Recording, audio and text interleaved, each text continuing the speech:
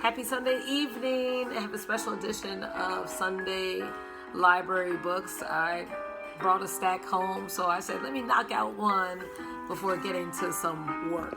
And this one is Louie. Ooh! I was just listening to a 60-year-old empty nester woman, and she just talked about how she loved to hang out at the Louvre Museum, and this is about Louis, and it looks like that he is painting and look like some European art, so how ironic. This is by Will Hillenbrand, and I guess he is the author and the illustrator. Cool illustration so far. So let's read about Louis. Louis, the pig, doesn't love school, and school doesn't love him. He draws when he should be studying. Oh, that sounds like me. Like I'm procrastinating. I should be writing a paper right now, but I'm just not feeling it. I'm just not feeling it. Or finishing writing a paper. Teachers scold him and the other pigs taunt him, but he keeps drawing, mostly pictures from his mother's childhood stories about the convent school in Paris where she grew up, where all the girls walked in two straight lines. This is a story of a young artist who like a great many young artists, loves to draw on anything, anywhere, and anytime. I can remember being on dates and, being at the restaurant. I would be the one who would ask for the child's menu with the crayons. I know they're like, what is she doing? I couldn't help it. Not only would I do the puzzles and the games on the paper and how you have to draw and color and all these type of puzzles, but also I would draw on the napkins and color on the napkins. I just couldn't help it. Yeah, some people are like that, and that's just part of their makeup. Well, it looks like Louis is like this. He loves to draw. And come to think of it, my mom's brother was like that. Her eldest brother. He would take napkins and he would just always be sketching. Well, and who is lucky enough to discover a way to create his wonderful art for a lifetime? Oh, this is telling me something. Louis by Will Hillenbrand. Oh, look at this. This is the cutest picture. Okay. Who knows? Who knows? Look at this beautiful art. Dear Ludwig Bellmillmans, to you and Madeline, I have dedicated this book. My life has been made better because of you. No person can give to the next generation what it does not have. You, the alchemist, gave us gold. Sounds like something very valuable was passed down here. Oh, this looked like a collage. Mixed media. Let's see. Oh, once upon a time, there lived a little pig named Louis. He loved warm, sunny days, sticky mud, the lilting songs of birds, and drawing. Oh, this is so beautiful. I had to let my landscaper go because I said, you know what? You keep on skipping weeks. You know what?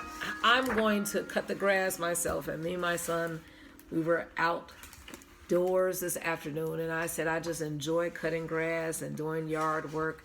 Got that from my mother. Well, this reminds me of Louis, how he loves the mud and being outside himself. Well, he also loved the stories his mother would tell him of her own piglethood. How she had been small and a little mischievous. How she had been sent to an old schoolhouse in Paris that was covered in vines where the girls walked in two straight lines. She looked like a fun mother. Louis would stay up late and draw parts of her story. Oh, I remember drawing in my bed, but not on a pillowcase.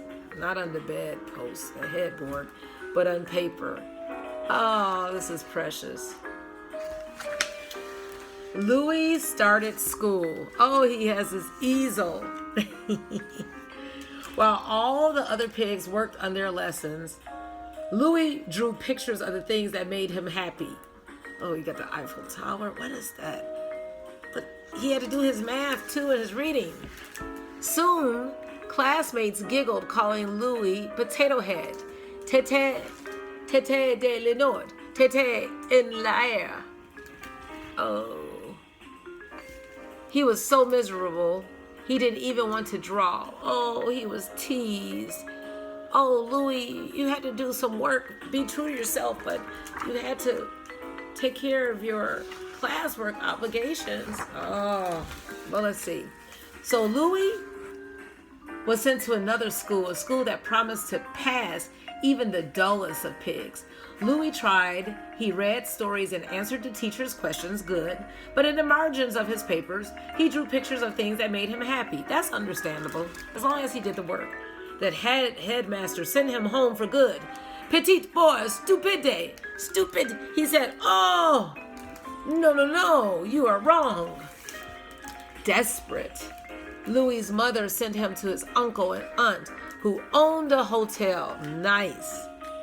You help them, and they will help you.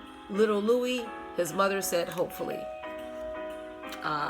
Maybe it was his mom's sister or mom's brother. Well, let's see what he did. Welcome, Louis, said his uncle and aunt. They gave Louis a grand tour all around the hotel, ending at his little room. Louis went right to work, vacuuming, scrubbing dirty dishes, dusting, lugging heavy bags, nice, and drawing pictures on windows before washing them. Yeah. Well, he was working hard. On his birthday, Louis received a set of brightly colored crayons, sketching pencils, and a drawing journal from his aunt and uncle. Nice. Keeping his journal with him, now Louis drew and drew and drew until the journal was filled with sketches. What a supportive uncle and aunt. Doesn't that remind you of Fresh Prince of Bel-Air? All right? Uncle and aunt. One evening, an uppity, odd-looking couple came to the hotel. Louis slipped behind a potted palm. They would be fun to draw, thought Louis. Picking up a nearby menu, he drew on the back of it. Look at the uppity couple. Unknowingly, the head waiter snatched the menus from Louis and handed them to the uppity, odd-looking couple. Qu'est-ce que c'est un outrage, said the uppity old man. Will sue, said the old woman. Sound like that? He made some caricatures or funny paintings. Louis knew he would be sent home once again. Oh no, just because he made some pictures of the uppity couple? Waving drawings of the uppity couple, Louis's uncle and aunt found him packing his bags. Wait, said his aunt, these drawings are good. My friend Vincent buys art for pigs all over the world, said his uncle. 4 pigs or from pigs? She said 4 pigs. Unpack your things, Louis. My friend wants to look at your drawings. All of them, drawings. All of them, tomorrow. Oh, good. And yes, Vincent, who bought art for pigs all over the world, loved Louis' drawings. Beautiful. But he said, why not draw little pigs like yourself? Great idea, said Louis. That would definitely make him happy. Oh, wonderful. So there was a niche for him.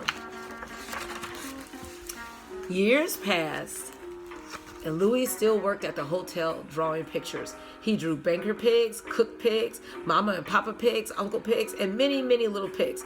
Some of his drawings of big and little pigs were so good, they were put on the covers of magazines. He met a fine lady, Miss May. She wore a very large hat, and she was an editor. She made books for little piggies. I want to see every pig you've ever drawn, she declared. He showed her every picture he'd ever drawn in his journal, on menus, even some drawings on his window blinds. He had run out of paper again. Oh my goodness, all over the place. Miss May said, "Ooh la la, Louis, you should draw books for little piggies." "Great idea," said Louis. He was happy just thinking about it. Oh, yes. From a young age, he knew his passion. In the spring, when delivering a new drawing to a magazine company, Louis met a girl. Her name was Mimi, and she wanted to become a model. "Oh, Mimi," Louis said, "you are as pretty as a picture." And of course, he meant it. They soon married right there in Paris. Oh, Louis fell in love. It's beautiful. There's a limo. Tragically, on their honeymoon, while Louis and Mimi were bicycling, poor Louis was thrown from his bicycle by a speeding car. Oh no. Oh my goodness. "Louis," Mimi cried. "My Louis." Oh my goodness. Louis was rushed to the hospital, where he spent many days getting better. "This is some honeymoon," Louis grumped. How he missed Mimi. But at least he survived, because it looked like he fell off a cliff. That reminds me when I was riding on an ATV or driving an ATV, and oh my goodness, it was like up mountains, and right to the side it was like a cliff. It wasn't this deep, but oh my goodness, it was kind of scary. So I'm glad he survived. While convalescing, Louis heard something in the next room. It was a mischievous young girl who had just had her appendix removed. "It's the girl," Louis said. "It's the right girl." And he pulled out his journal and started to draw. What? He's in the hospital room drawing. What? The little girl reminded Louis of his mother and her stories of the convent school, the little beds all in a row, little girls all dressed alike, and little girls smaller and more mischievous than the others. He started drawing, then writing, in an old house in Paris that was covered with vines. He could hardly wait to show Mimi. Mimi loved it. Oh, what a supportive wife, piggy wife. Soon the story was published in a book by that very editor with the big hat. It brought joy to millions of little piggies. They loved the mischievous little girl, the beds in rows, and how the girls walked in 2 straight lines. This launched Louis into a lifetime of success. He lived his remaining days making pictures and delighting little and medium-sized and big piggies everywhere. And this made him very, very, very happy. That's beautiful. He launched into a lifetime of success. Can you think of something that would make you very, very, very happy? You don't have to be an empty nester. You don't have to be in midlife, but it's something to think about. A note from Will Hillenbrand. Louis is most truly a story about an artist, for very often the artist's life takes a different path from that of a great many other people. At the same time, I was intrigued with a particular artist, Ludwig Bebelmans, the creator of Madeline, and so I based this story very loosely on his life. Ludwig himself was born in Austria, and indeed his mother often told him stories about her childhood at a boarding school that was covered with vines, and about the girls who walked in 2 straight lines. Unlike Louis, Ludwig's father left the family when he was very young. Ludwig constantly had difficulty in school and was later apprenticed to his uncle Hans at a hotel, but he eventually migrated to the United States, where he spent years working at hotels and restaurants. Like many young Americans at that time, he joined the U.S. Army and became an officer, but he never stopped drawing. Good idea. That reminds me of Jacob Lawrence. Back in the 1950s, he was in the Army or the Navy, but he drew the cooks. He had so many narratives of the military, but he continued to paint and draw. So even if you have a full-time job, never give up your passion. It was when he met May Massey, a children's book editor at Viking, that his career as an illustrator blossomed, beginning with Hansi in 1934.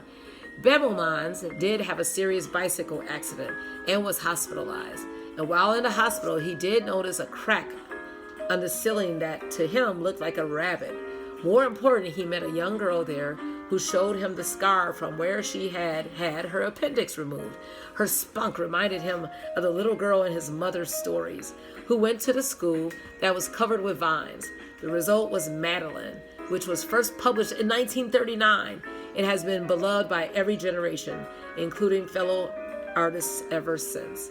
This was Ludwig Bemelmans from April 27, 1898 to October 1st, 1962. I guess he lived to be 64 years old. Wow. That's something. So, something for us to think about. Will Hillenbrand grew up in Cincinnati, Ohio, where his parents owned a barber shop. He spent time there during the day, and like Louis, he loved to draw the stories he overheard.